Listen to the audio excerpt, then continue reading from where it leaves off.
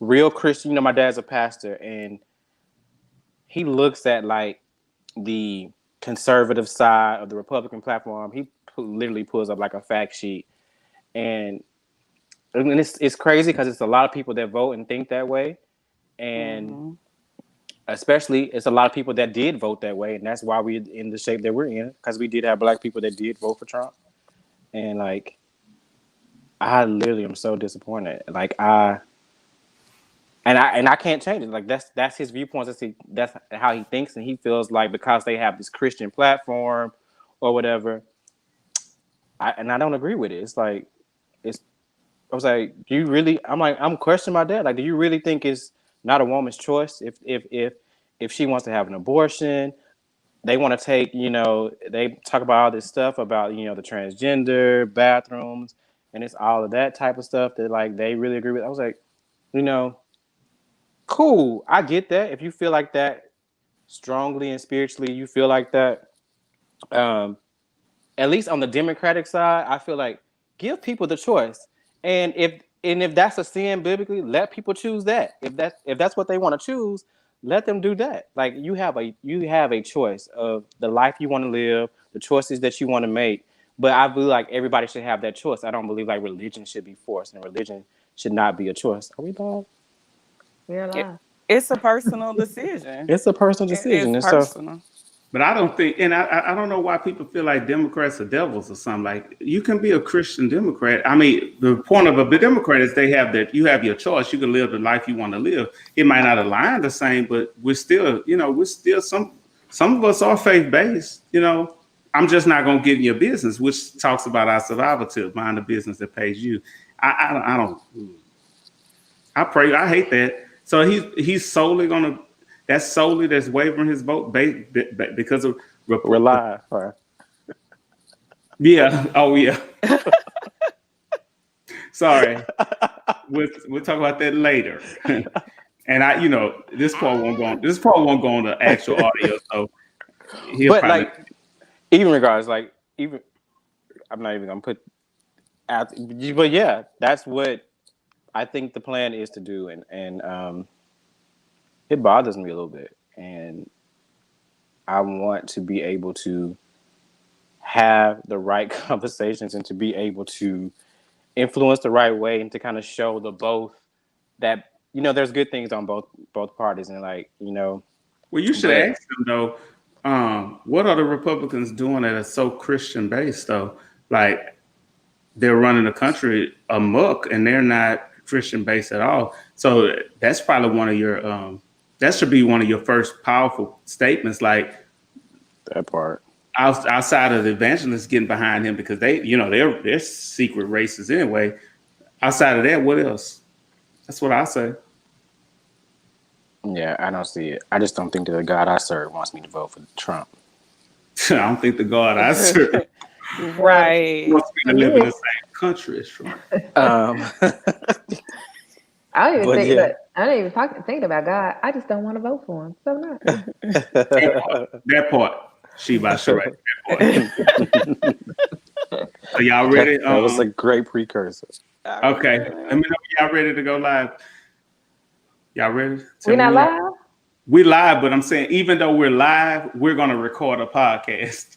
So it'll be audio later. You know what I'm saying? So they can see you, but our goal is to interact with the people, but also record this podcast live. Okay. All right. So y'all ready? Awesome sauce. Okay. Sure. Hello out there, podcast listeners. This is Corey. Oh, today I'm non-essential. Today, this is non-essential, and we're here with Survivin, the podcast, season 2, all things COVID. My guests today are a very eclectic good group of people, and I will let them introduce themselves. To my immediate left. That would be me. Look at it, I look the other way. Good evening, everyone. My name is Kendra Buford. I hail from the great state of Arkansas, but I live in Little Am, Texas. Corey, thank you for having me on. I am honored to be on with my University of Central Arkansas alumni peers here, Mo and Matt. So I'm excited and looking forward to having a lot of fun, a lot of great discussion. Sweet. Forgot all about that. Down below, the But Brady Bunch. Look, That's my- Randy, look, I guess that's me. Hey, I'm Monique Mo. I'm also from Arkansas. Woo woo. UCA Bear. Um, Struggle. Whatever. Also relocated into Texas, DFW area. I am a laboratory manager. Also, just loving life. Just loving life. That's what I do. and Awesome. my lovely LS of Delta Sigma Theta Sorority Incorporated.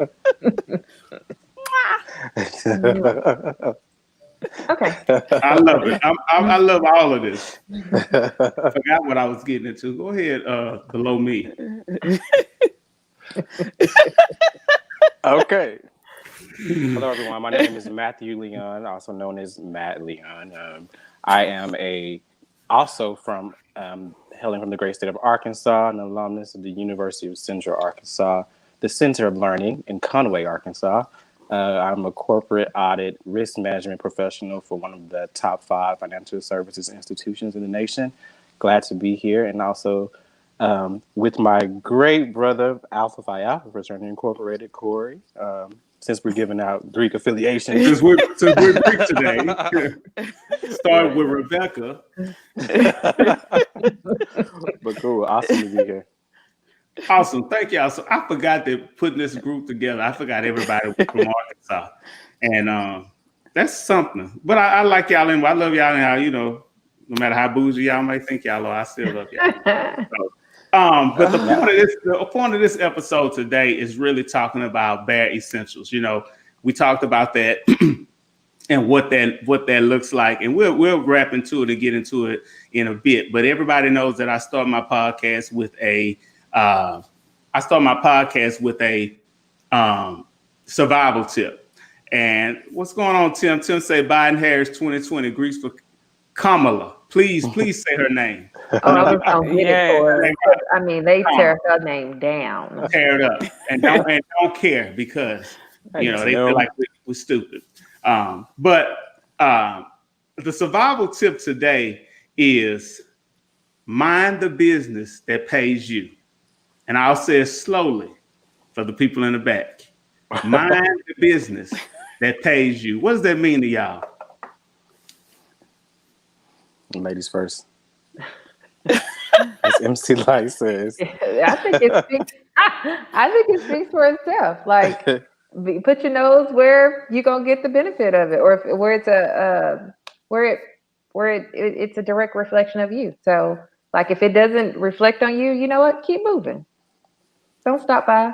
Don't look in the window. Keep going. Keep on walking.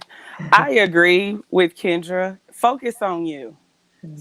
Mind your own business.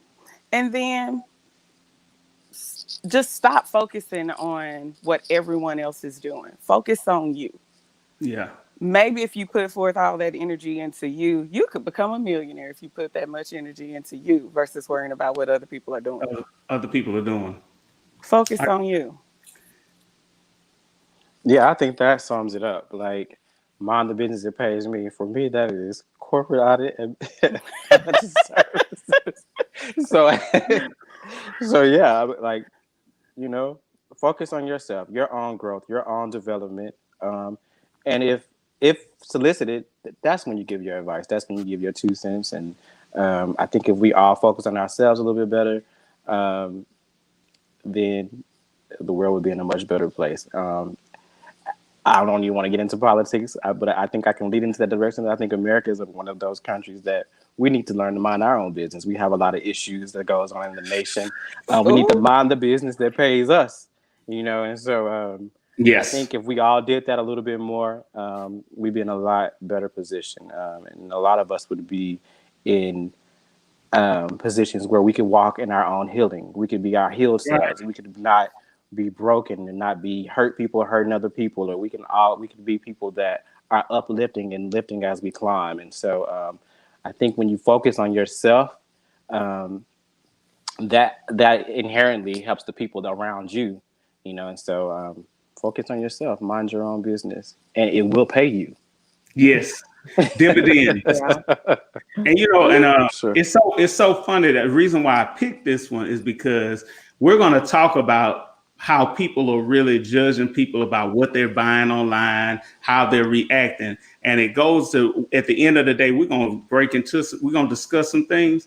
But at the end of the day, it's their business, it's their money. They're going to do what they want to do with their money. And we shouldn't worry about it, because I don't want you counting my pockets. I don't want you in my checkbook. I don't want you worrying about what I'm doing like people do.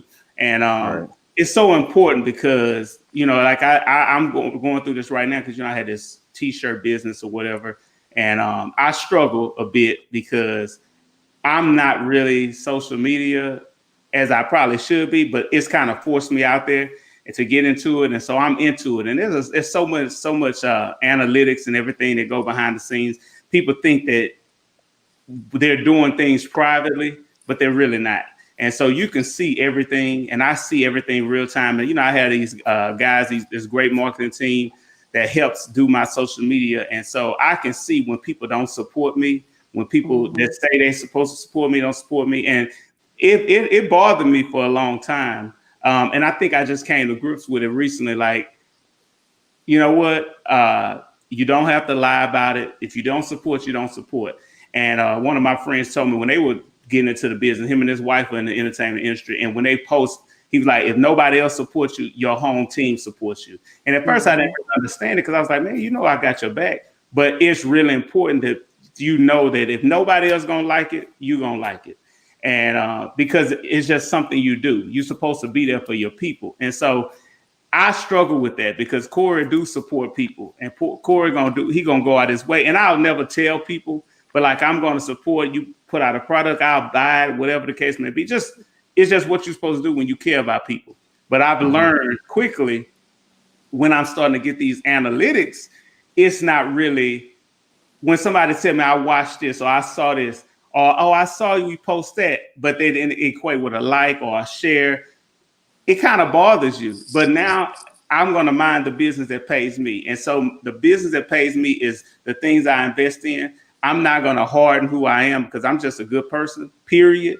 And I'm going to still continue to support people, even though they don't support me. But I think God has blessed me. And I don't say that like in a cheesy way. I've never went without. And I've never had an issue getting an abundance of. And so even with the t-shirts, the money that goes that is going to a nonprofit that I'm about to release real soon that goes towards adolescent homelessness. So I'm okay with people not supporting me. I'm okay with it now. I've learned. And so what I'm going to do is just support from afar everybody else. And I watch them say, oh, I don't do this, I don't do that. So that's why I really chose that survival tip, because it took me a minute, because I wondered why. Like, why Corey? Well, it's a struggle, right? It is a struggle because I think you said something. I'm a good-hearted person, and I think that a lot of us do believe we're all genuine, but some people aren't. And so I had to learn that just because you're kind and nice to people doesn't mean they're going to treat you the same way. And so I had to make a choice that either I'm going to stay who I am and still continue, even though I know that I may not get that reciprocated back to me. But you know what? I'm not doing whatever I do for others. I'm doing it for myself. And so that's where you get your blessings from. And so I have to, your brain, and so we're all human, right? So I have to block out that human factor where I may want to do a tit for tat and say, you know what, but that's not my spirit. That's not why I'm doing this. So you know what? I'm going to keep doing what I do, staying in my lane, right? And if they choose to do something different, that's okay, because we're all different.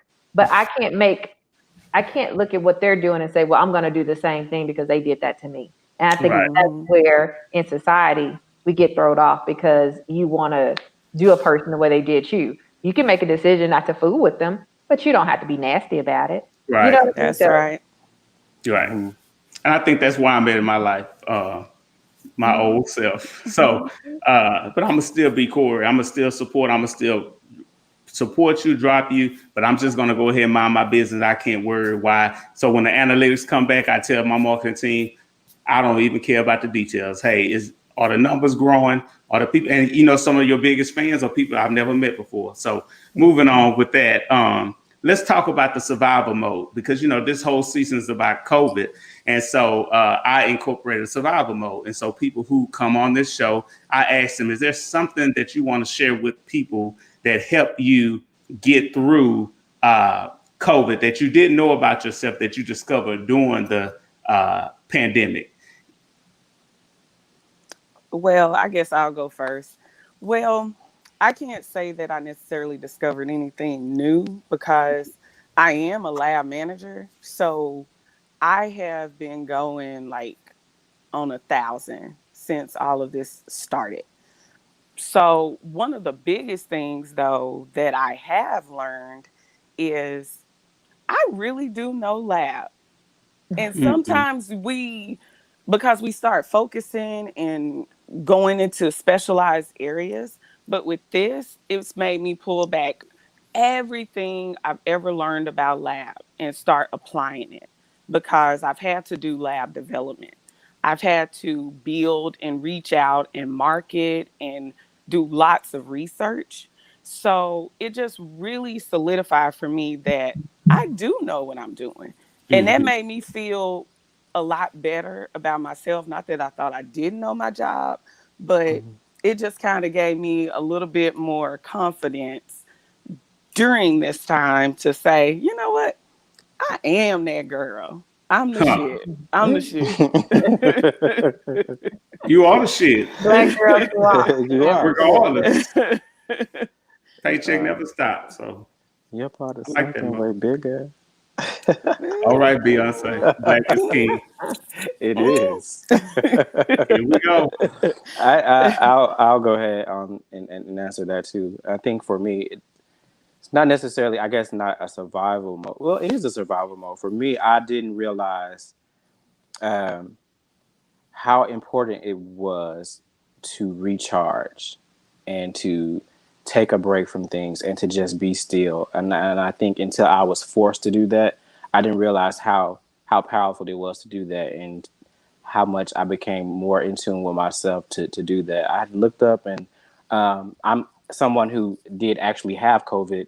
Um, I was forced to take off from work. So when I found out that I had COVID, you know, it was a process, and I had to inform my job, and they were super supportive and was like, you just need to take time off and get better and heal. And it was like you need to take like 10 days, and then just 3 days of like no symptoms at all. And I was just blessed to have mild symptoms, so it was somewhat like a mini vacation, you know. So, but in that moment, I looked up and I realized that like I had never even taken 2 weeks off since I entered the workforce. Like I'd never even taken 2 weeks off. Maybe sometimes around Christmas, but I've never had taken like 2 consecutive weeks off. And I looked up and I was out. I was out for like almost 3 weeks, and it felt so good to not have to worry about anything, just to sit and to be still and to hear my own voice and to uh, focus and not have to worry about anybody else, and just focus on my own healing and my own health. And I think that's important. You know, like Europe and all these other countries, they get it right. It's like they'll have a period where they take almost the whole summer off. But you know, here in America, we're work slaves, and and that's probably why we're one of the uh, most unhealthy countries. And it's just so important to do that. Like you can't be better for anybody else until you're better for yourself. Like until you're better Mhm. yourself, you can't be better for anybody else. You can't perform your best at work. And it was like it's just so important for me to do that. And it was important for me as not just for like how I interact professionally, but it was better for me to have that time to think about how I interact intimately and with my friends and with my family and with, you know, other people like my family and all of those people. So it was just better for me once I took that time. I was able to really self-reflect, and it's so important to do that. Like self-care, like I know that sounds cliche, but self-care is so It's important, important. and your mental health and your mental wellness is so important. And that was one of the only times I've ever been able to do that. And so So I was glad for that, and I encourage anybody who, in this time where we're working from home and you are pretty much a slave to the computer, take some time for yourself. Like, these companies, I know you've heard this before, but these companies and these people will work you and then Mhm. bury you and have your replacement in the next day. So take time for yourself, because it's so important for you to do that. So yeah. And I'm happy you're good, Matt, too. Yeah. Thank Yeah, you. I Thank didn't you. know that. maybe you sit down. Stop chasing Corona. Listen, Yeah, I moved from one epicenter to the next. It was almost inevitable. yeah, New York to Texas. Like, come on. yeah. And you brought Like, it with you. You brought it it's with you. following me. He brought it. He brought it with him. That's what happened. That nasty woman's disease. But God, I but was God. like, "Ooh, he got Corona." I went to happy hour with him. Oh Wait, no! look, he calling me. Yeah, Corey, I had COVID. So I said, man, you okay? I said, it sounded like the car. It sounded like you're in the car. Yeah, I'm leaving a little get together. That's not true. Corey, that is not true. That was after I had got negative results. Don't do that. Yeah, yeah, it was after. It was after. It was after. But It was after. you were back. You was back in them streets. You know what All I'm the saying? way. All the way. Silly. Well, I'm so good. I'm so glad for everybody to be here and getting with it. And so, everybody knows what I discovered about myself. It hasn't changed. I like my time. So I'm going to move through my segment, and I'm going to go to this because now a lot of people have requested us to go visual. And so I said, I'm going to use this time. Every chance I get, we go live. I'm going to educate the people about voting. I know we always tell people, educate the vote, rock the vote, rock the vote. And when you tell people, how do you educate voters? They don't really know how. It's all about registering the voters, and then they just move on. But you cannot neglect people, and you have to know what you're talking about when you're out there talking about rock the vote. And I'm not saying you have to be smart or educated or the best or whatever. We're not looking for that, but be able to talk. And so today I'm gonna focus on the Electoral College. Nobody really talks about the Electoral College. Nobody knows how they're created. Nobody knows anything about the Electoral College. So I'm gonna talk about it just for a second. And y'all can chime in at any time. But I want people to know that the Electoral College was created to allow smaller states to basically have a seat at the table against the majority states and larger populated states on the decision of the president and vice president of the United States. This body represents the entire elected at state part. This body represents the entire elected population at the state's party general election by the House and the Senate of each state. So what that means is that right now we have 538 votes. That makes up the Electoral College because that's the House of Representatives and that's the state Senate total combined. Each member in the House and Senate received an elector based on their party, which is Republican, Democrat, Independent Party. Texas has 38 by themselves. We have 23 Republican House of Representatives. We have 13 Democrat House of Representatives, and we have 2 Republican senators, which makes a total of 38.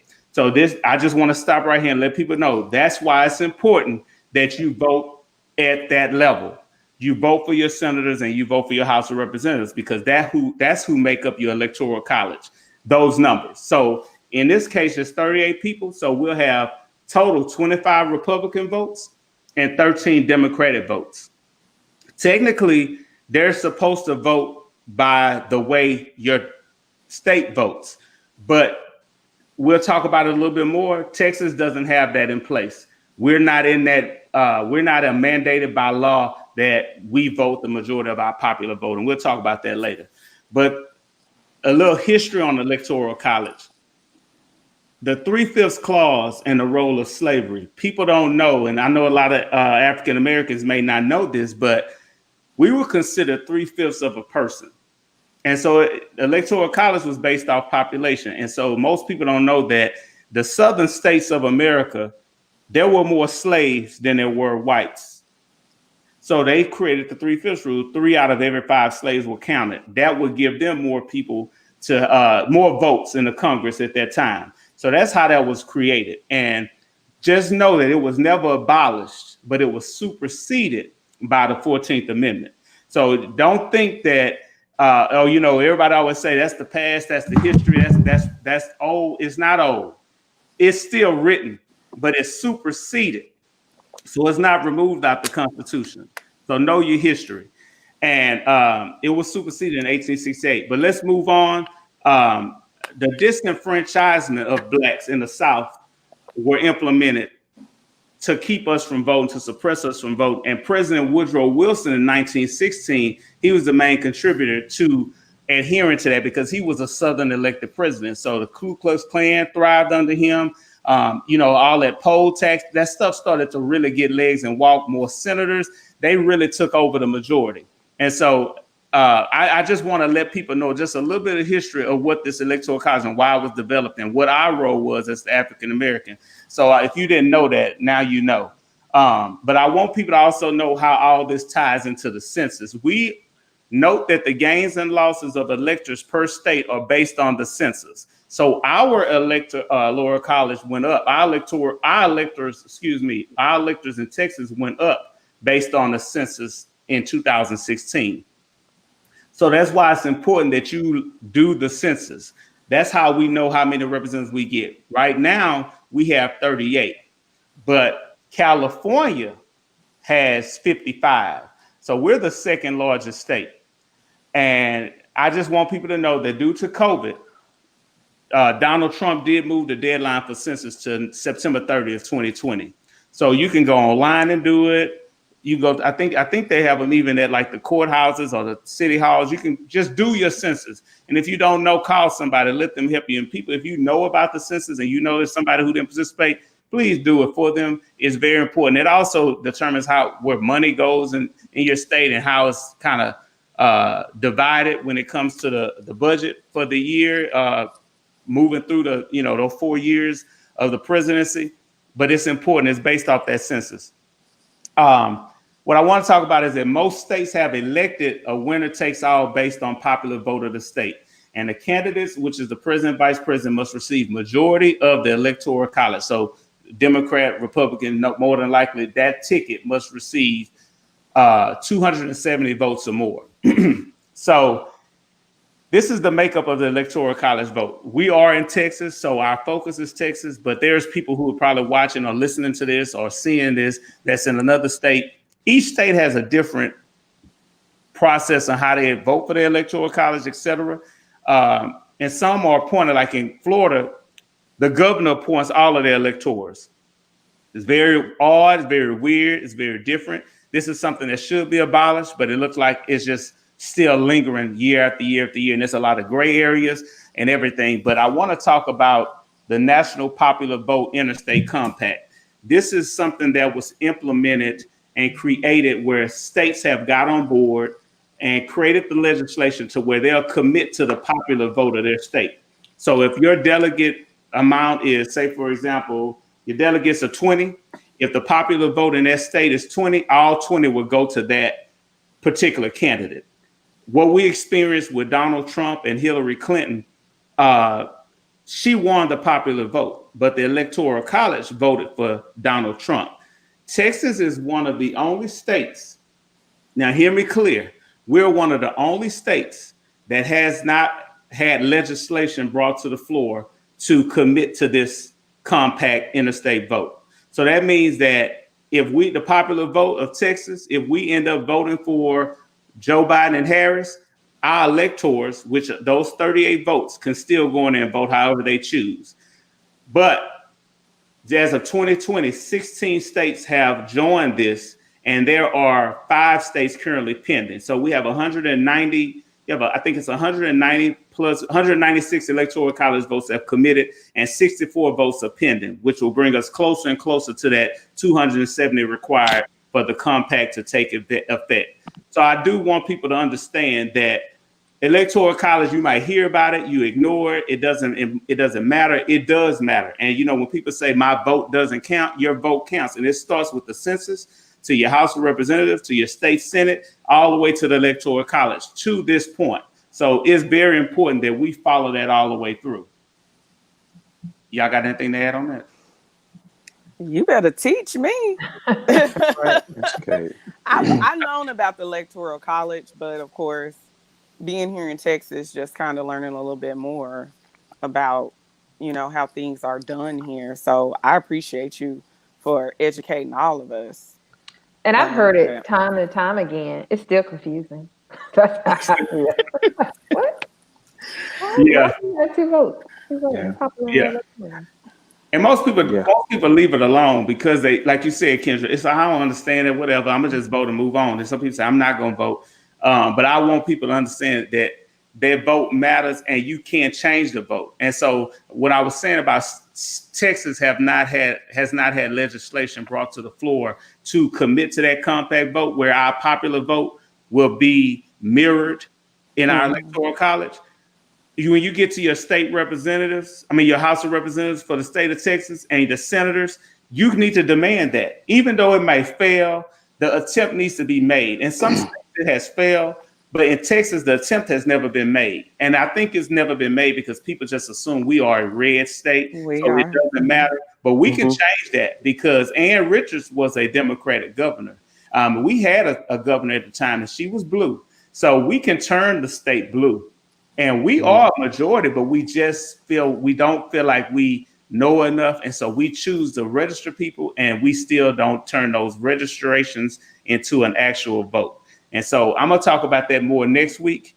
But I do want to start with this electoral college, how important it is that people know what the electoral college is, because if you can't be out there rocking the vote and telling people to vote, and you don't even know what the electoral college is about. Word. And how important it is for all you people who don't like Kamala Harris or Joe Biden to get your ass out and vote. The fact that you were considered 3/5 of a person should be more than enough reason to get your whole ass to the Mm. boat to the booth and Yeah. vote. Like it's ridiculous. Like I can't. It baffles me that someone would sit here and say that I'm not going to vote because somebody is not on the ticket. And I don't want to talk about the ticket. This is not a podcast to talk about Kamala Harris and Joe Biden, We're going to but talk about I want to talk about you getting your butt to the booths to vote because this is actually an election that is so important. It's so it's this election is detrimental to society. It's Yes. monumental, and if we don't show up and if we don't do what we need to do to mobilize to get on one accord to stop all this negativity about who didn't get the vote, who wants who you thought should have been on the vote, Bernie Sanders should have been the dang Democratic person, all of that. Listen, we don't have time for that. This is a matter of life and death. Literally, people are dying. COVID Yes. 19, people are dying. So we need to mobilize and get on one accord like we've never been before. And let's get out and vote. Your voice matters. Your vote matters. The census matters. All these things matter. And not to mention, you're not just voting for Joe Biden or Kamala Harris. You're voting for your senators, your representatives. I don't know if you're voting for them yet, but you are voting for. There's other things on the ticket that you're voting for. So we need you to show up for those things. And so everybody wants to complain about, well, they didn't do this when they're in office. Well, you can't expect for Obama to be able to move and do all of these things in office when you didn't show up at the times that you need to show up. He had a Republican House or in all of this, so you can't expect for him to pass legislation in your favor when he has people that are opposing him. So get out and vote and change things. Like you have to do that. You're not just voting for a president. Like so Supreme Court justices. I mean, Yeah. this exactly. is huge. These are But things huge. that will change our lives if Trump gets to make a choice for another Supreme Court justice. That's and not Exactly. a good thing. and the crazy thing is that everybody knows how messed up it is. And They, everybody has seen it with their own eyes, hear it with their own ears, the foolishness that comes out of the leader we have right now. But I feel like I'm like, are you scared to step out on something different? We gotta do something different. And that means that you have to vote the right way. And if you don't vote, that means you leave it open for the Trump administration to to, task. yeah, to Yes. get more votes. So Right. you have to vote. Like it Like, is Exactly. insane. yeah. Get them in, put your demands up there, and hold them to that. Hold them accountable. And if Biden gets in office and he doesn't do what he needs to do, Hold we his ass got the accountable. Yeah. hold him accountable. Exactly. You cannot come election year and say, oh, we need to create a new party or find a new candidate. That doesn't happen election year. That happens day one of the upcoming presidency. He gets inaugurated, hold him to that fire. If it doesn't work, guess what you do? You start working to figure out what we need to do to make things better for that next election. It doesn't happen in 1 year. You start that day one. You know, and I'm gonna go real elementary school. You know what really grinds my gears? What really grinds my gears is when I hear people say some stupid shit like, you know, Obama wasn't all that. We had 44 white presidents, one black. So y'all gonna just dismiss him? And you know what we already up against as a country. People say they don't see color. You see color. Unfortunately, we just talked about 3/5 of a vote. That ain't even tip of the iceberg of stuff that we have in certain states when it comes to purchasing homes, etc. Negro is in there, not Asian, Hispanic. Negro. Don't sell to a Negro. So it grinds my gears when I hear people say, I ain't voting. People have died. People have been lynched. People have been killed. And everybody can't be a martyr. So everybody can't be a George Floyd, may he rest in peace. But there were some people in these rural southern areas that were just trying to simply register voters. And they've been slaughtered. And their killers are still out there. Their ancestors out there just living on that old money, doing great things. And there's no remorse for it. So I don't give a damn if 1 million people get out here and vote and he still loses. You need to vote, because if it wasn't important, the stuff that was put in place during the Constitution, during the early 1900s, during the Reconstruction era to prevent us from voting, they know how important the vote is. If that didn't matter, they wouldn't care if Corey went and voted. Oh, he black, his vote don't matter. But they knew it mattered, so they prevented us from voting. So you got to really wake yourselves up, because I get tired of hearing people talk about it. And just because the world granted you the internet to post what you like to post, be careful what you're posting, because I tell people all the time, we all have opinion. You don't have to agree with me. You can unfriend me right now. You can unfollow me, and I'll be perfectly okay. I want people to know your words are powerful. We are in that type of environment where we don't like to read. And I'm not saying like that makes you any less than. I'm one of those people. If I'm scrolling my news and the picture ain't appealing, I'll keep going. Somebody have to tell me. It's important. If somebody keeps saying Kamala bad, eventually somebody is going to start saying, yeah, Kamala bad. Do know that lady worked her way up. She started as a DA. And I'm gonna get real elementary with you for a moment. If you want to take your basic ass to Law and Order on television, when they come with a new case, what they say, what the DA say, I know they're guilty, but I need more evidence to put a case. So she's not a lawmaker as a DA. She has to enforce the law. And then when she became an attorney general, she also started to change some of those things that suppressed us as a people. And and she can't change the world overnight, but don't hold her to some type of level and you're not holding up. I bet people don't even know who Woodrow Wilson is. And you couldn't even tell. He was elected in 1916. People wouldn't even know who he is. But they had 44 presidents who made some absolute mistakes. Roosevelt, for one, Truman. But you have people out here talking about, oh, they the bomb biggity, and you want to hold Obama. All I say to people, and I can't say it enough. Quit trying to pull up old shit about somebody. What if we went to your first job and saw your file? And would that not make you deserving to be the manager that you are today? Like, come clean and come correct. I hate when people try to pull up old shit. Oh, she arrested Pookie. Really? Well, the question is, what did Pookie do? It's so terrible, because you can make 99 perfect choices and decisions, and that one, now you want to make that, oh, that's what they are. That's who they are. Well, we're all human. We all have our past. Yes. And the thing is that it just irritates me. if we can be so forgiving of Trump and all of the escapades and all of the controversy and all of the stupidity that comes from him, I just don't understand when you have a team of educated, passionate people on this ballot, and we're not even willing to give them a chance based on what? Nothing that's really factual. Like, Heresy.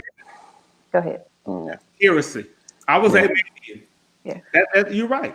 Heresy, Kendra. Yeah. It's just because even when people continue to bring up the crime bill, it's when you were 13 or 14. I know when I was 13 or 14, I remember going to an event in a rec center and somebody walked in and just started shooting. I'm not a bad kid, was never a bad kid, was never around anything like that, and just minding my business. Crime bill came forth because people demanded it because of what was happening. When I left sixth grade, one of our friends died immediately because of those types of things. People demanded it and they reacted to it. Hindsight is 2020, as anybody would say. Yes, it was something that was done at the time to correct something, not realizing the long-term impacts of Right. it. But how many Hmm. times have we made a decision not realizing the long-term effects of it? That's important. It's so Right. important. So, And we're in a period in a movement of where we're chanting, we're in the streets, we're Black Lives Matter, Black Lives Matter. We want Black Lives to matter. Listen, we can't eat if we don't have a seat. So if you want Black I'm Lives gonna to make that matter, a shirt. there's no consequence for taking a black life at the moment. There's no consequence. And it is these types of things as to why there is no consequences for taking a black life. That's why police can get away with taking a black life. There's no consequences. There's no people in power that are doing the things that are pushing the agendas that we need to do that are out here. So if you don't want these things to continue to happen, get your butt out and vote and hold Kamala and Joe Biden's asses to the flame. Hold them, Right. put fire to the flame on them. Hold them very accountable for getting in here. And we want to see in your first few months or however your first 6 months of being in office, we want to see a good police reform bill. We want to see these things come out, and we want to make sure, and we will hold those people accountable. But if you want to not vote, then yeah, next year we'll be back. Somebody else will be dead. It might Yeah. be your brother, your sister, your cousin. Oh, it don't Like, matter. Until it hit home, it don't matter for us. it No, it that's the doesn't. problem. Yeah. Until it hits home, it does not matter. You should have enough compassion for people. It shouldn't have to hit home for you to be Yes. willing to say, "Hey, we need to do something about that," because it, you know it's not right. and that's the thing. People vote in their own best self interest, and it's like I yeah, there's some things about the Democratic ticket that I don't like. There's actually some things that the Republicans have that I in all like. actuality, I should probably Yeah. vote Republican. But I know what the Democratic platform stands for, and I know that that is probably going to be in the best interest of all Americans. Like, regardless of how that's going to affect me, like, yeah, they might even raise my taxes. I get taxed out the frame at the moment. They might raise my taxes, but I know that the programs and the platforms they're trying to put in place is going to be for the betterment of everybody so that most people can have a chance, so that we can close gaps with racial disparity, so that we can be equal finally, so I'm saying. So it's not in my best interest, but because morally, and I don't even know from a humanitarian basis, like the what's best for all people, I'm going to vote for the Democrats, because I'm gonna vote a Democratic ticket because I like the progression they're gonna do, and I also like the fact that they might forgive some of these student loans. So Amen. let's talk about that. But it's so important, Baby. and until we can get that across, and until we can get that engraved in our minds, and until we can like get on one accord and at least get a seat at the table, like things are not going to change. So It, vote and shit, not just vote, run. but it behooves me that it's so. I don't know what they've been saying about Kamala, just because I don't know if my friends aren't posting or anything, but I've heard that the black population is tearing her down, and I'm like, why would we do that? Like, why would we do that? Here you have, we're talking about Black Lives Matters. we're talking about all of these inequalities that we still have, and we're marching and we're talking about, and we're tired. But now you have someone of color that is officially on the ballot, and you don't want to root for her, you don't want to stand behind her and support her. So I'm just, it takes me back to that the African American community in the past, and it continues. And I hate seeing it, that we continue not to support each other. We continue to hate on each other and say things that are so horrible that if we wouldn't even say it about a white person, we wouldn't say it about an Asian, you know. So I just, it behooves me. And let me say this, and I'm gonna get off of it because, like, I talked to my barber today. Shout out to today. He was saying, I try to keep my my posts. Sometimes they be trash, sometimes they be great, sometimes. But it kind of started hurting my feelings when I started seeing how people was coming after Kamala, and I was like, I don't really understand what's going on. And like, he just announced the lady, and all of a sudden she's a whore. She's not black enough. She slept her way to the top. She put my brother in jail. I started saying to myself, now, what the fuck are we talking about here? Because we have a president right now who paid off a porn star, who sexual misconduct on a lot of Miss America candidates, and then you're gonna turn a blind eye to that because he gave you $1,200. You worth $1,200, and so then you're gonna start saying, oh, she not black enough. Now, if I asked and claimed that she was black, then you'll say, oh, she not good enough to be black. It's like we have to go through so much to prove who we are. Right. In my mind, like, then people started, she went to a black school, but she ain't real. Is she really an AK? Who gives a damn if she was me by me? She's an African American woman. Just say woman. And I hate always having to bring up color because women are a minority as well. They're considered, when in the world of architecture, when these government contracts go out and they say you must have a minority, that means a woman. That means a woman firm. That means a woman-owned firm. So that's a minority as well. So let's just scratch color. She's a woman. Why does it matter who she had an affair with when she first started? I know some of my classmates slept with the professor. So, and they're awesome professionals right now. You get where I'm going, and I think and I think people start trying, but y'all don't understand. I guess I just, when you don't agree, it's not about an agreement. We can agree to disagree, and we can debate all day. But be the words you speak, because you think you're a hotep or a motep but you're not. You're dividing us even further. And I've seen people say, well, I'm just not going to vote.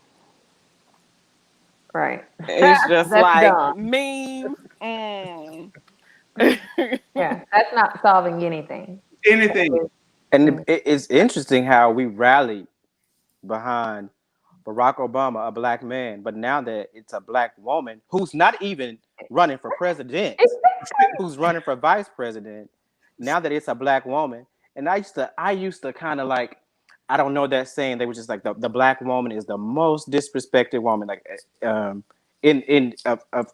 anyone. The black woman is the most disrespected woman. Now I really see. Now I really understand what they mean by that, because all of this that's coming out about Kamala and how she's not black enough, and pulling up, receipts from when this woman was an adolescent, like and I want to stick a pin in it right there. You see what you said we rallied behind Barack. We did. But now all of a sudden you didn't like his policies. He ain't do nothing for me. He wasn't and that goes back to that Electoral College and getting your ass out there and vote. It's not that he didn't do nothing for you. He was forced not to, because he was dealing with a Republican-led Senate who didn't even, you don't even know the first time in history that a president wasn't able to nominate a person to the Supreme Court. Right. They stopped that. And you want to sit there and talk some shit. Ruth is holding on for dear life. That lady has fought. She is holding. We appreciate you, girl. She wants to retire, and that lady's lived a great life. But I challenge us. We are so quick to disintegrate, tear down, report, whatever the case may be. Barack Obama he was immaculate. He might not have been the best president choice, but let me tell you something. He was good for me because he always kept us. That man didn't play politics when a disaster happened. Remember what happened in New Jersey? It was big old a hurricane. And that man was a Republican governor. Barack didn't go on TV and say, well, he's Republican, so he didn't do well. But Trump does that now. That's a Democrat-ran state, so they don't know what the hell they're doing. And y'all sit here and allow it. No one said anything about it. But you want to talk about Kamala being a fucking DA. That lady is a senator now. The second in history, the second black female senator in history in 2020. And America was founded way back when. And you want to bring up some shit about her first job? I can't understand it, because we already have to deal with these closeted racists. They're making these memes about her. She's not true. She's like another Barack, and she's not a true black woman. Her mama's Indian, dad is Jamaican. Black is black, and none of us are 100%, because slavery stopped that when they're raping our families. So we're not all 100% black. I don't care how black you are. I don't care what red, green you wear. You don't better be African. If they told you right now to buckle up and take your ass to Africa, I want to see how many people would. Let's talk about it. Let's get into that moment. I really feel some kind of way about it, because I understand that we're passionate about our beliefs, but she didn't do well in the presidential candidacy because we started tearing up her personal life. We tore her up. Yes. I don't know what we're doing now.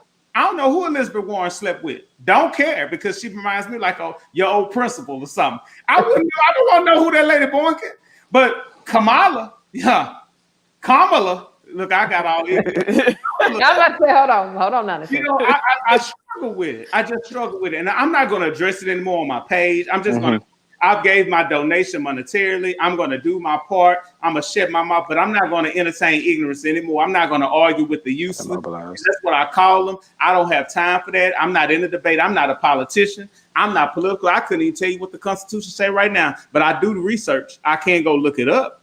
I'm just not going to get into it no more. I'm not going to address ignorance anymore, and I'm going to do my part. I'm going to do all I can do to get people to the polls, and I'm going to let people know how important they are to me and how important this lady is to me. And like I said it on Facebook.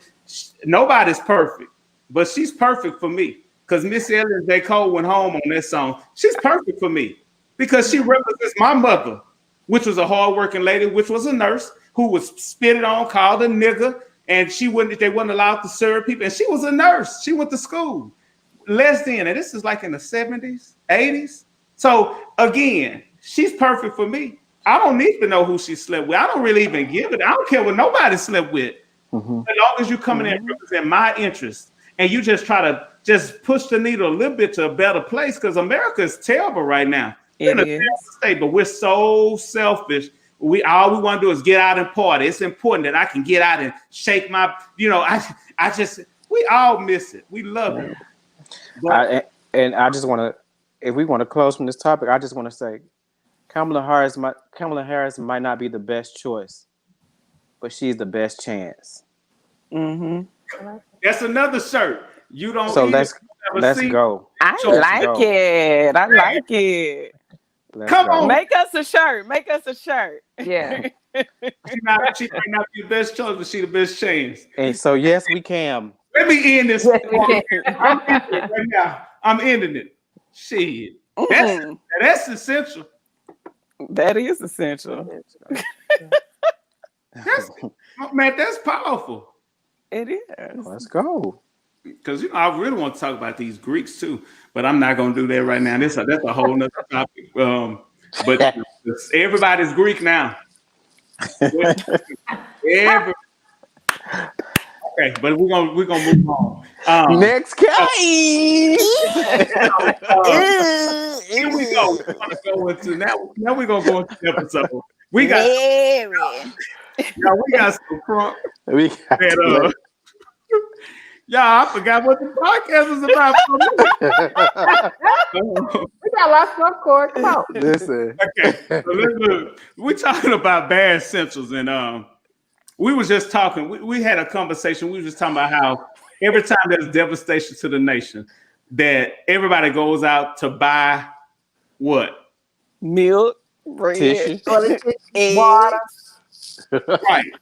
And they don't drink water in their everyday life. You know what I'm saying? Like, why now? So let's talk about bad essentials. When this COVID hit, pandemic hit, everything went awry, and everybody went to the stores and bought everything. Now you see old people, geriatrics, 70-year-olds fighting 40-year-olds for their last can of Lysol. Let's get into it. Why do you think we go into overkill when it comes to that type of stuff? When it says, there's a devastation going on, why we can't just buy a bottle of bleach and mind our business? What's going on? Fear, selfishness. I mean, it's a little bit of everything, right? So people feel like that the world is ending, and so they want to take care of themselves in their households and not worry about anybody else. And that is totally what happens. And so we don't care about the others. And so those who don't get in, they lose out. Yeah. I think some people just want to be in the mix half the time. They just like the excitement and just want to get all up in the business. It is Black Why Friday. are you in here buying all this? You know you don't need that. Every day. Just because you want to be part of the chaos. I agree. To be fair, I think the media was selling fear, and people rush to get those things because the media was selling fear, and a lot of commercial companies and stuff, they fed off of that, and they price things so that you can go. I'm not gonna call no names, Amazon, but they price things so that we'll talk about them people later. can come out and go and buy up all this stuff. So yeah, I agree with what Kendra and Mo said. Like, I think it's out of fear, but for the most part. Like, we got some comments and they were saying it's psychology of it all. I do think it's psychological. It's human nature is very important. It's just like we just feel like remember when 1999 hit and they said the world wasn't going to be ready for the computers to turn over to 3 zeros. Y2K.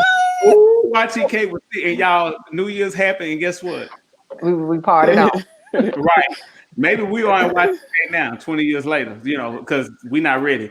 But I was talking about that because I remember people, when I was still in Seattle, people were calling me in Seattle like, do y'all have this? Do y'all have that? I need to, can you mail me some Clorox wipes? And I was like, what's going on? I live alone. I could see people who had kids and stuff, but I didn't go through that kind of stuff myself. You know what I'm saying? I'm very cheap, y'all. So I buy my toilet tissue from Sam's. Heck yeah. Yes. And so that stuff lasted me all of latter 2018 until fall 19. So in my mind, I'm like, what kind of toilet tissue, what kind of wipes y'all doing? Like, are y'all not restricted with it? Because I wasn't in no line for no toilet tissue. And then let me tell you how stupid I am. Shit, I was walking home from work one day in Seattle, and I said, everybody told me, let me go in and see this. And they had like 4 little rolls for like $1.99. I said, let me just get this because I don't know, Well, that's exactly right.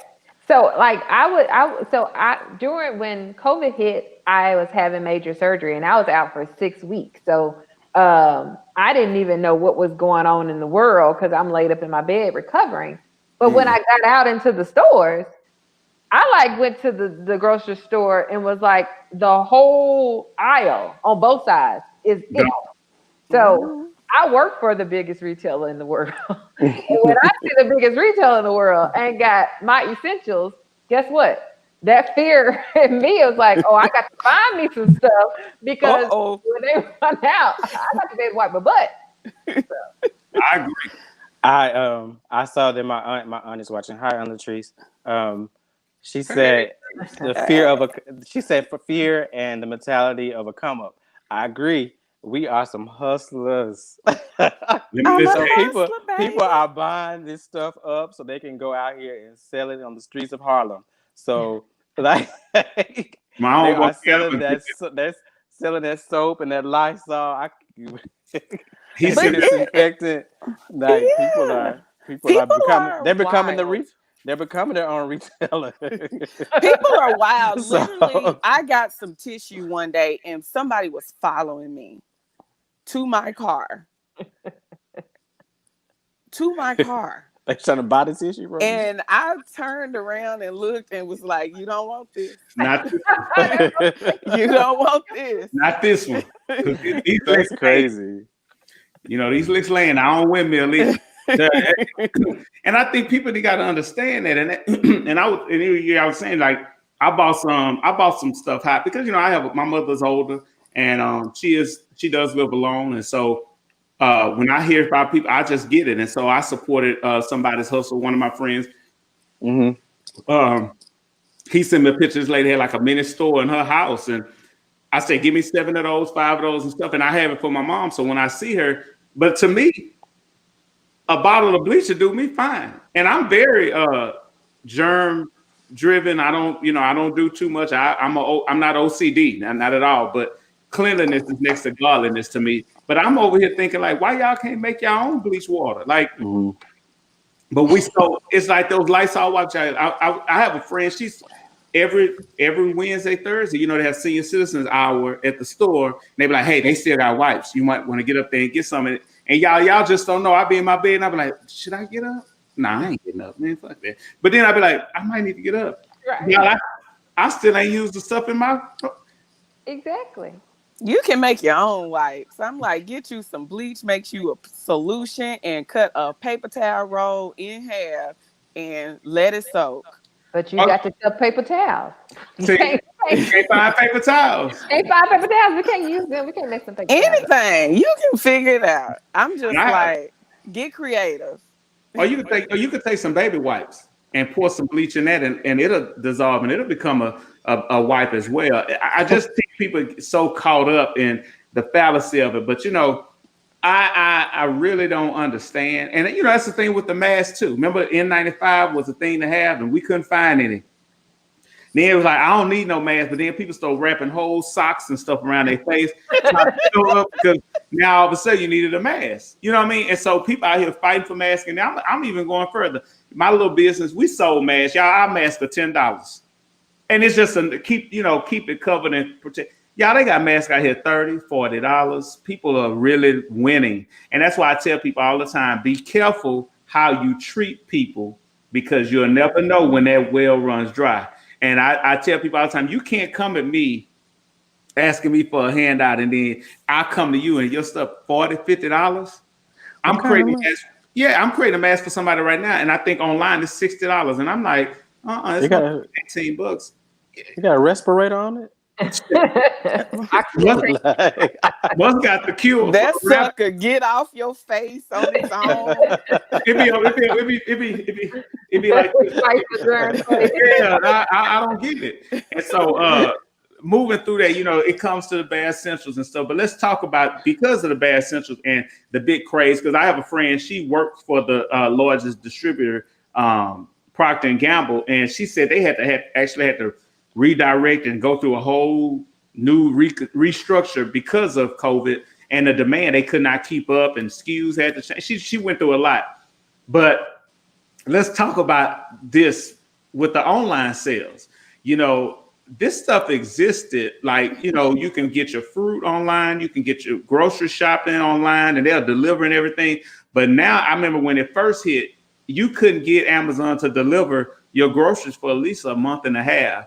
And so let's get into this like online craze. Everybody's shopping online. What y'all think about that? And where's it going? Do you think we're gonna ever go back to normal? Well, I love some online shopping, and I loved it prior to this happening. Of course, I've not done groceries or anything like that because I'm very thankful that I have a person that goes to the grocery store for the family. Oh. And they get whatever we need so everyone doesn't have to go to the grocery store. I know, isn't that just lovely? My sister is so awesome. But I've always done a lot of online shopping, and Prime I was just like, that's my favorite thing on earth. Yeah. So constantly I have packages at my door. I do think it's something that definitely a lot more people have gotten more comfortable with, because a lot of people weren't very comfortable with that whole online shopping experience.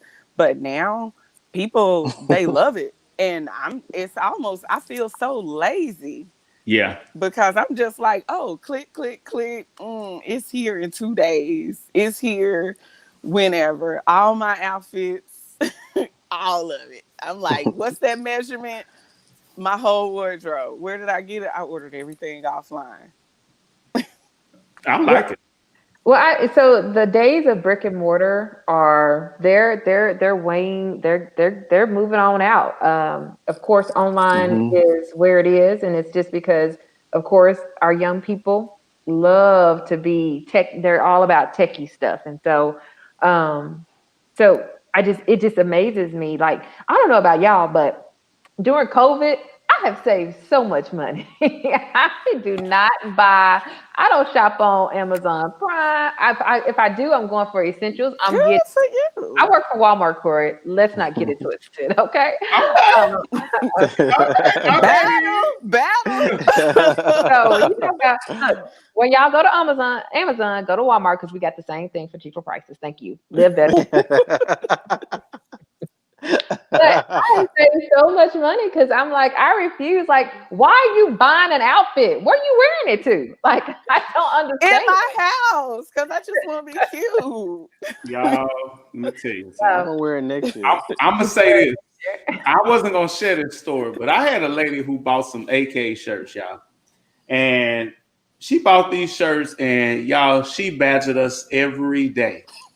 Now we talked about it. We were saying, due to COVID, like the world has kind of got back a little bit of normal, but everything has changed. So our delays a little lower. Like instead of being 5 days, it might be 13 days. Mhm. Y'all, day 13, that lady emailed us, hey, shirts come in, like anything come for me? No, ma'am. They're delayed. And so she kept emailing. She kept emailing. Y'all, she emailed, she finally, then, hold on. Then I said, hey, due to COVID, other warehouses are stepping in. So she got 3 different packages. This is when it went stupid. She got 3 different packages. She said, did y'all charge me 3 times for shipping? No, ma'am. We did not. It's on us. But you got your shirts. I did. But I think it's just unprofessional for me to get 3 different packages. And I said, but ma'am, did the shirts come in? They did. But Girl. I think I should get a refund. Y'all, let me tell y'all where I was. I said, ma'am, enjoy the shirts. Here's your money back. Here all, because y'all know my shirts is cheap. Here all 32 of your dollars. Take the money and run. You don't have to do me like that. And You pay the money back. I did. Let me tell you Take the something. money and run. Yeah, there's a side of Corey I don't really have good. After so much, I get ignorant, and so I was just like, let me just let her go ahead and win.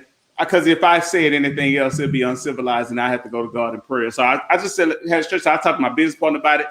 My business partner knew who she was, so my business partner got it offline. Uh-oh. So then the lady started trying to come back and redo. But needless to say, where y'all wearing these shirts to? To take pictures in the house.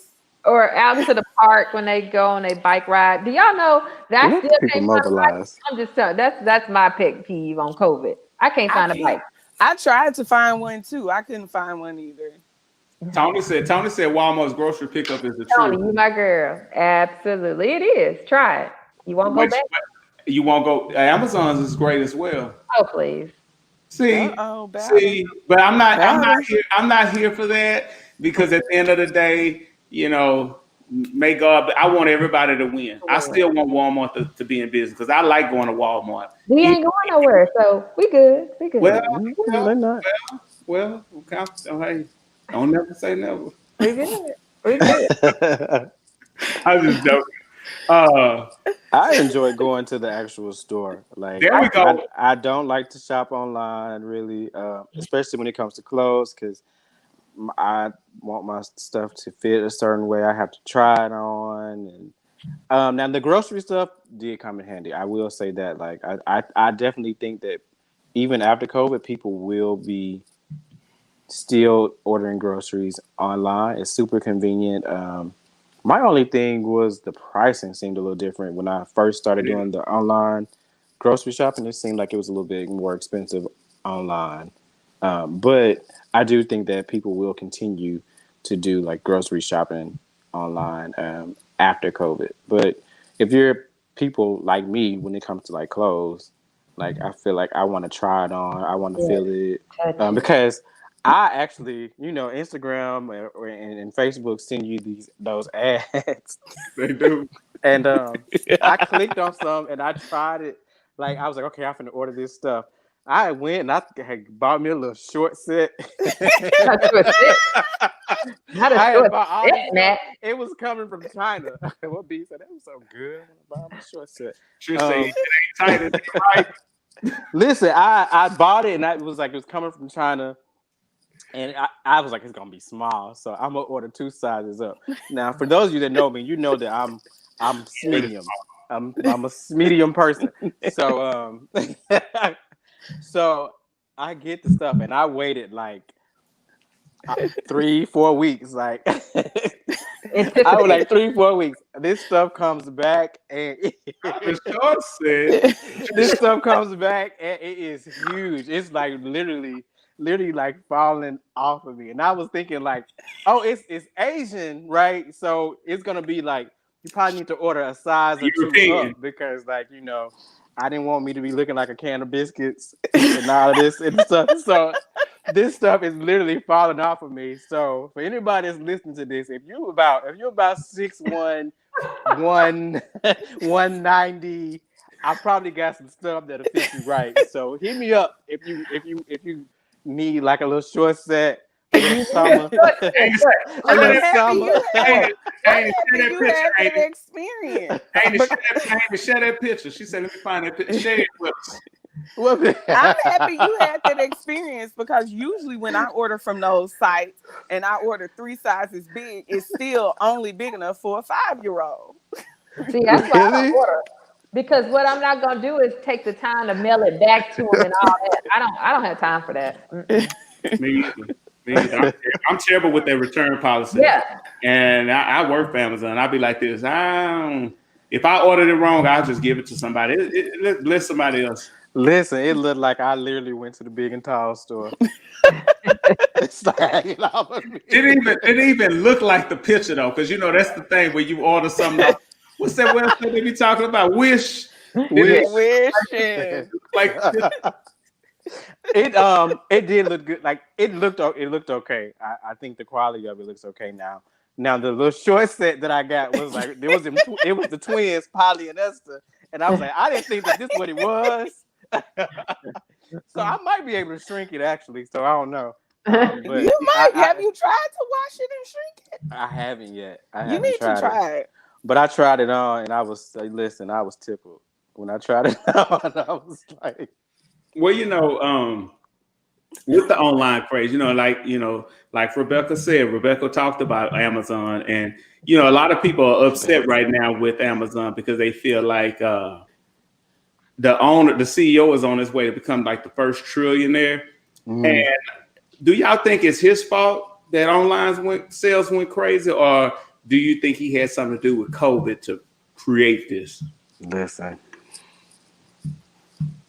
I just think everyone that has an opportunity to make some money during COVID is having their moment. People always want to talk about capitalism and free enterprise and all those types of things. And everyone's having their moment that can have their moment. Are you mad at some of the laboratory vendors that are making lots of money, or these mega labs that are making tons of money?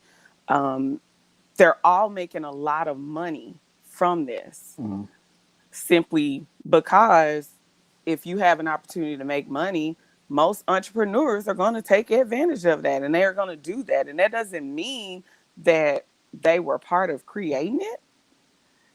People are going to take advantage of making money if they can. That's America, right? That's why people love it so much. I can't say, I'm not in the boardroom, but people are going to make money if they can. It was a concept that was created prior to this. It's a concept that worked out. If you think back to when Netflix first started and they tried to sell themselves to Blockbuster, and Blockbuster said, no, that's never going to work. Guess who's still in business and who's not? Yeah. I mean, it's a True. plan that was already there in place. So You said a mouthful right there, and I think people don't really understand that, like the premise of it. That if we could all tell the future, like you said, if we could all tell that we'll be stuck in our house and Netflix and Hulu and all that would matter, because at first people, I'm not getting no Hulu and all that. That's what they're relying heavily on, and it's the same with online shopping and delivery. They mastered that. And like I said, and I make jokes, but even Walmart has adapted. They have online, or you can even buy and then pick up. You have to adapt with your situation. Does that mean that it's a conspiracy theory because we're in a time where it's needed? That Amazon thrived off of that. But like you said, capitalism. I just approved on my job. I just approved the invoice for a freight for something that typically costs us $1,000 to ship to the site. It was $18,000, and it wasn't just because it was Amazon. That's what they're now charging every delivery now, 17 grand upcharge. And you know what they say? COVID. It's due to COVID. It's due to COVID. How can we challenge that? Because we don't know how deep COVID has hit, and so we have to accept and understand that I had to approve it. Or guess what? That was a bit jeopardizing that it didn't deliver and we didn't finish that construction project. But that's where we are. So I don't understand how people can look at that and say, "Hey, we never should have a trillionaire." Yeah, he's rich, but you can't blame him. If I had an idea that her world rely on, and then somebody tell me you don't deserve that, you don't know what kind of hard work I had to get here.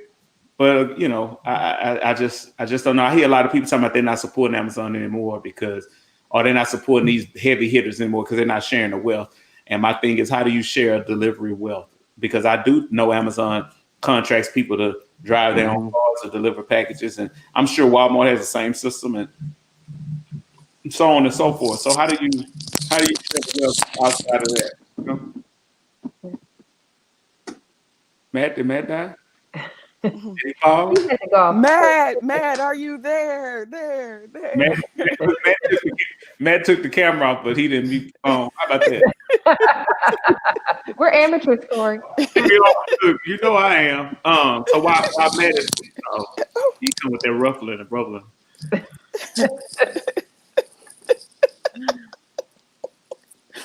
I cannot stand a loud background.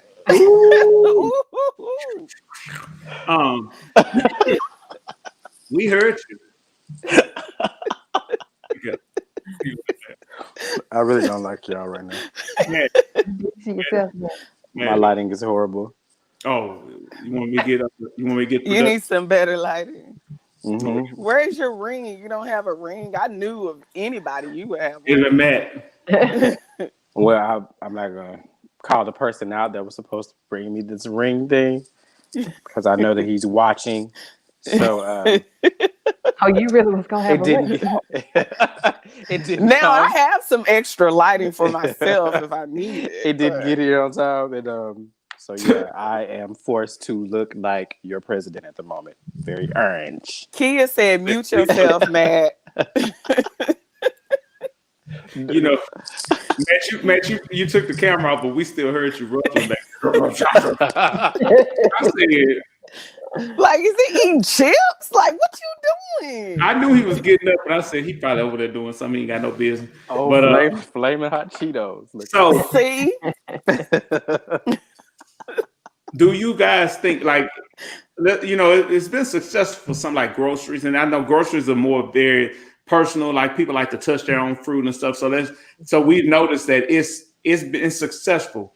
And I was talking to my doctor, and she was saying that we have online doctor's appointments and stuff like that. And what I will want to say is that we have online doctor's appointments, but their copay hasn't changed. So right, what am I paying for? But that's neither here nor there. I'm not gonna get into it. But do y'all think that more industry should go to this format? Because a lot of industries are still shut down. That's why a lot of the jobs have kind of dissipated because they are very on hands interactive. What y'all think about that? I think COVID will force us to be more forward thinking. And so I think that it'll force you to either start thinking that way or your business is going to go under if it continues for much longer like it is. And so we already know that according to the medical world, we're in this thing until at least the beginning of the year for a vaccine, possibly. Mm-hmm. But what does that look like? Because you got millions of people that you got to get that medication to. So like you've got to it's going to force them to start having to think, how can I keep my business going and serve the community that I live in. So I think it will definitely make them make some changes to their business practices. Yeah. Anybody else? I mean, yeah, I really feel like adaptation, of course, is how you do survive with anything. Some Mm-hmm. people, um, it's just a natural kind of thing. You have to adapt to your surroundings. Otherwise, guess what? You won't be here. And that's what a lot of these places, stores, whatever that industry is having to understand. I do feel like one of the best things out of this is because it's really highlighted telehealth.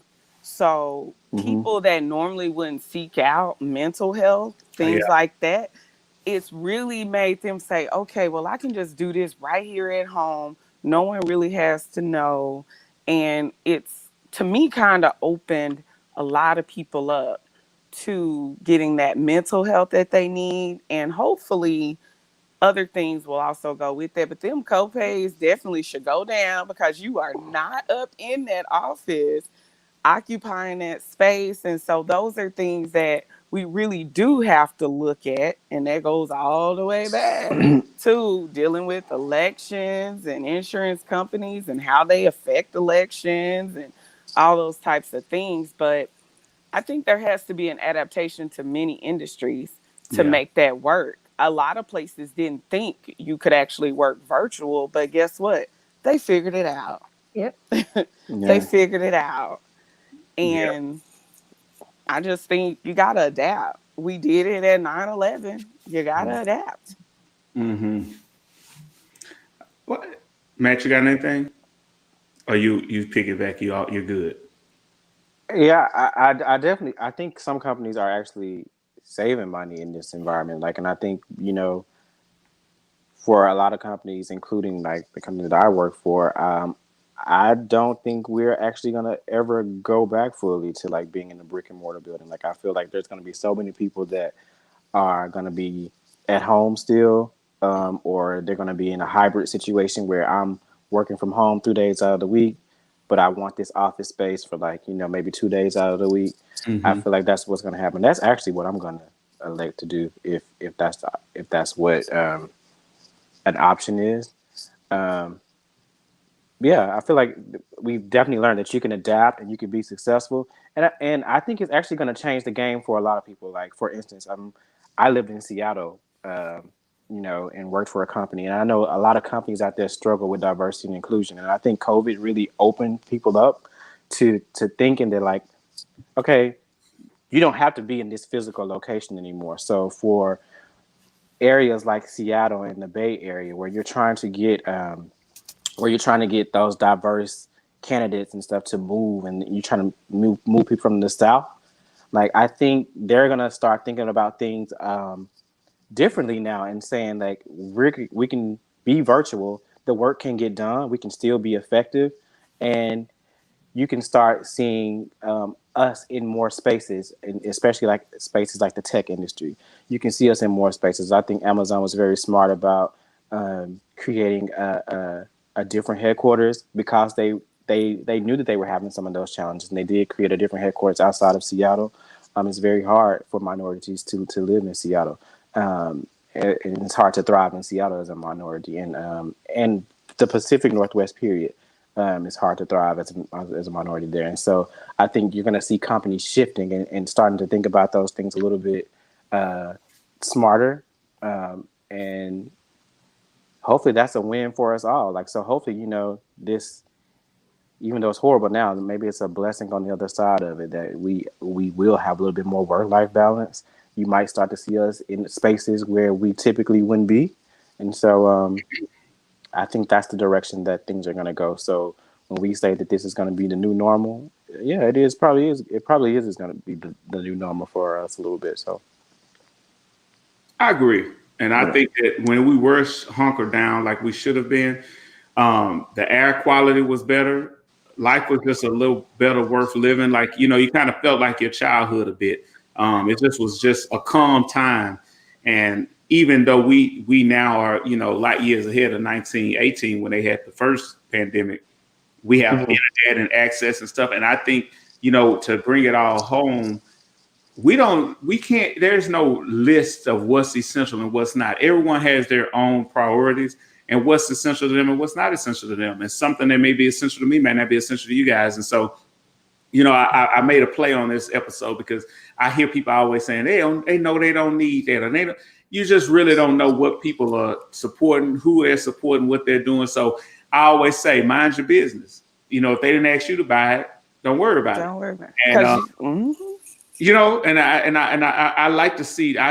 It's reassuring for me to see people become vulnerable and allow people to do their grocery shopping for them, and bring their groceries to them, and to allow. It's not even just a person of privilege. You have people who are maybe of lower income or a different rate or base. They're using those options, even like with Uber Eats and stuff. Remember when pizza places wouldn't deliver in the hood? Like my mom, we couldn't order pizza. We had to go pick it up. But with Uber Eats, they're out there still working for those neighborhoods. And so I just like the thought of it all. Like there's opportunity for everybody. I don't ever get into the argument of essential. I don't like to see people fighting over things. Like it's the last of, and that's what really be hurting me when I see it on TV and stuff like that. But I felt the conversation needed to be had, especially during that we're focusing on COVID, because this is historic. Believe it or not, when we're long and gone from this great earth, we will be in textbooks. Like this whole push and movement will be documented, and they will be learning about it. And I just think it's very good that we're going to be a part of the change for the future, because this has really peeled the Band-Aid off of America. We don't have our shit together. We just don't. We're not the best of anything. We're number one in privilege. We're number one in selfish, like tangible things. But like as you see, we couldn't even come together to stay in the house. It became a state versus state, Republican versus Democrat. And so I agree the same with the essential. If you want to go out and ruin your life and die, that's fine. And if they want to go and spend all their money on stuff on Amazon or Target or AutoZone.com, that's their AutoZone. Yep. Hey, let me tell you, one of my favorite essential things, because I'm not a person that gets my nails done really, but something I discovered was press-on nails. Y'all, I will put on some press-on nails. I cannot wait to put these press-on nails on. I will wear my press-on nails. They stay on. I love my lashes, and I will put them on myself. Those are my essentials. You must have talked to Jenny, because when I stayed with Jenny when I first moved here, Jenny, I'm calling you out. Jenny was getting them old press-on nails, and she was having the time of her life, and she was putting them on and stuff. And I said, "What is you doing?" And I feel like Sandra. Look, I feel like Sandra. I'm like, Mo. man. Kendra, I hope you got on that leaves pressed on. I'm all natural. Yeah. Look, when I get off, I'm putting my press-on nails on. I'm with you, Mo. Ain't nothing wrong with it. Like I said, do your thing. And that's you got to do some things to me still so that you can make yourself feel better within all of this. Because for me, like I said before, I've been working this entire time. I never slowed down. I never stopped. It's been back and forth. One of the best things was the lack of traffic in Dallas. I'm not going to lie. It took me 17 minutes to get to work. Normally, it takes me 40, 45. So that was great. But in the end, I still had to do a lot of things to make myself feel better Normal. Mm-hmm. during this, to feel normal. And normally after work, I'm meeting people for a happy hour, different things like that. One of my essentials, yes, at one point, I think I had a happy hour 4 out of 5 days a week on Zoom. We had to cut them out because every single day it was like, oh, come to this happy hour, come to this happy hour, having a great time. And I was like, wait a minute, I gotta stop. Right now, online Uno is one of the things that I have gotten into. And those are just some of those things that I found to be essential in order to even be able to tolerate and get through this entire thing. And like I said, I've been leaving the house every day. I can't imagine people that have been sitting at home Yeah. this entire time, because I've been out almost every single day. So I'm just like, everyone's essential is different. And like you said, Corey, don't judge it. It is what it is. The only thing I ever ask is the keep away the selfishness of, this is going on. Be aware. Be more aware and try to be more cognizant That's it. of others in this whole thing. Just try to be more cognizant with it all, Yeah. because a lot of people are being affected. A lot of people are hurting. I've watched a lot of people, or not watched them, but know of people that have died. Of course, we know people that have been infected. And be cognizant and be compassionate towards people and do your essential thing, but your essential thing doesn't have to affect other people necessarily. It's Yeah. about you. Focus on you, right? And we're ending. So anything y'all want to say, Rebecca, Matt? This Rebecca, you need to tell them why you calling her Rebecca. I'm trying to be civilized, so I'm gonna let him have his Rebecca's Courtney. I would just say that that I hope that this this pandemic, this election year, will cause us all to stop and really think about what's truly important.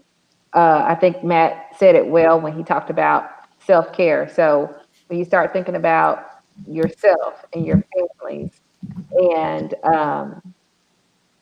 and what's at stake, all with political awareness, mental awareness, health awareness, all of that, just making sure that you take care of your family and take care of yourself. I think if we take care of ourselves, we'd be so much better off, because we want to take care of me, this one, and the other one, and that's where we get thrown off. So if everybody would just take care of themselves and what they are responsible for, I think that we'd be a better place and we'd have a better world. So Mhm. Cool. Reverend? You got anything, Reverend Matt Leon? Not the river. Not Um, the Reverend. I don't have a whole lot to say. I just want to say that we are still in a pandemic. I think um, having COVID really allowed me to take it a little bit more seriously. So social distancing does work if it's done effectively. It would also help if we had better leadership to help enforce some things. But um, if we don't do our parts, then this will be longer. So I think we need to do our part in that. Like we have to be cognizant of others, even though we are healthy, and even though some people it affects people differently. Like you might have a clean bill of health, and it might not affect you, but it might kill somebody else. So you have to keep that in mind as well, and just not be selfish. Like it's selfish for you to not wear your mask and to not take the necessary precautions that you need to do. The quicker that we do that, and the quicker that we realize that this stuff does work, I think we'll be in a better position. I know that there's not much that we can do until the vaccine does come out, but we can do what we can do, which is wear your mask, wash your hands, and vote. Yes. Yes. in November. Look, yes. I So know, Corey, you're probably going to close out. Before you close out, Go I ahead. do want to say something. And this is because, yes, I'm the person that has had a lot of different jobs. But one of the professions I did hold prior, I was a teacher. And I did work to build a biomedical sciences program. And right now, my heart goes out to educators because as an educator, you have been put out to do so much mhm, prior to this, and now they're wanting you to put on that hat of a healthcare professional as mhm, well. And my heart goes out to you and for every district that's starting back face to face, virtual, online, figuring out planning, whatever that is. I just pray that everybody has a great year and you're able to protect and cover these kids, because what people don't understand as a teacher, they're not just students. They're your babies. They're your kids and you love them and you don't want anything to happen to them. Mhm. And you don't want anything to happen to you either, but you don't want things to happen to them. And so just for all the educators, Mhm. administrators, just I ask God to cover you in all the blood and just that you have a great year and that you all are able to get through this and figure everything out that is best for each student.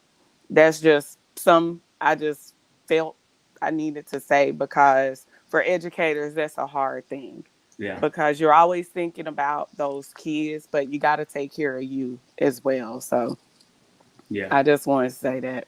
That Mo, because I'm an advocate for educators, and I feel for them because they are the least paid profession, but they are the most required, most demanded, and now mhm, they're at the forefront of this whole political warfare about COVID. And no matter where it came from, it's real, it's here, and they should not be playing chess with these teachers' lives and the students' lives.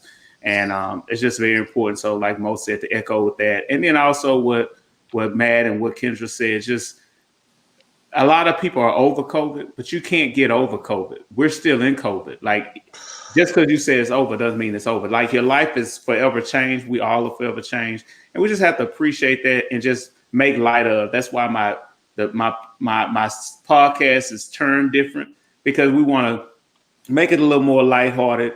There is some serious moments of COVID be discussed in this. I have an episode coming up about front line workers, those who never got to stop going to work, and what that looked like and putting their lives in danger and making the choices that they had to make just to survive.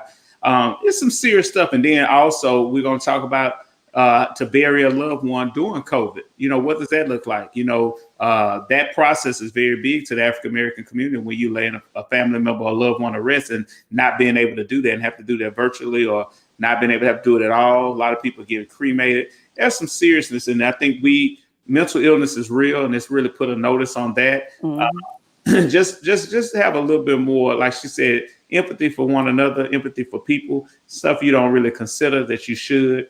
But I do want to just take this time to just thank y'all for participating. Thank the people for watching every week. It's just an option for you out there. I know the NBA has restarted, and I know everybody got to get to their Real Housewives of Potomac and all that kind of stuff. And just it's so much out there to choose from. But I thank you for choosing it with us. And like I said, you can always email us. You can call us. No, let me take it back. You can always email us. You can get us on the internet, what you call it, the social media, the Instagram, Facebook. We taking this and listen at survivingthepodcast.com. We have the website. And we just appreciate everybody that called in. So not called in, but tuned in. And again, we thank y'all. Thank y'all for listening, and have a good night. Good night. Thank you. Thank you. Bye.